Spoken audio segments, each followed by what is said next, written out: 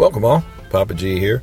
Today I present the very best low-carb pizza crust you'll ever try. If you're tired of the mess of microwaving cheese or your house smelling like cauliflower every time you want to bake a low-carb pizza, then this delicious alternative recipe is just for you. Let's get started. Start by adding some pork rinds into a food processor. You'll want enough to render at least a half a cup. Process the pork rinds until they're finely ground. To the pork rinds, we'll add some grated parmesan cheese, a little shredded mozzarella cheese, some Italian seasoning, and a little garlic powder. Finally, add 2 beaten eggs to the mix. You may have noticed there isn't any added salt in this recipe, as the pork rinds add just the right amount. Mix with a spatula until well blended. All ingredient amounts as well as the macros will be at the end of the video. Line a baking pan with parchment paper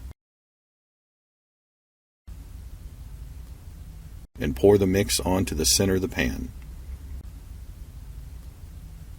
Push and spread the pizza dough, forming a circle, making it as thin as possible without creating any holes. If you do happen to make a hole, however, just push it back together and reform. This dough is very easy to work with. Place the pizza dough into a preheated 350-degree oven for about 20 minutes or until the top begins to brown. After about 20 minutes in the oven, we'll take our pizza crust out and begin to assemble our pizza. Here I added my own easy low-carb pizza sauce. For that, just pour about 8 ounces of canned crushed tomatoes into a small pot.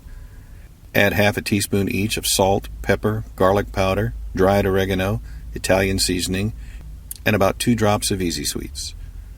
Simmer that for about 20 to 30 minutes. You can do that while your crust is cooking. You only use about 1/4 of this sauce, which will add up to about 2 to 3 net carbs. This will leave you with plenty of extra sauce for dipping or storing for your next pizza. Feel free to add your own sauce, just be sure it's low carb. Next, we'll add the toppings. I added some mozzarella cheese, some pepperoni,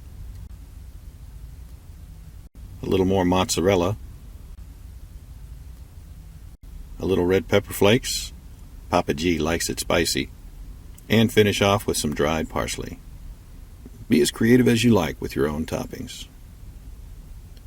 Put the pizza back into the oven and bake until the cheese is thoroughly melted, about 10 minutes. Let cool just a bit and slice.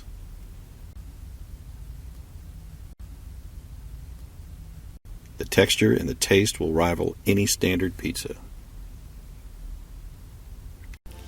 There you have it, folks. The best low-carb pizza crust you'll ever try.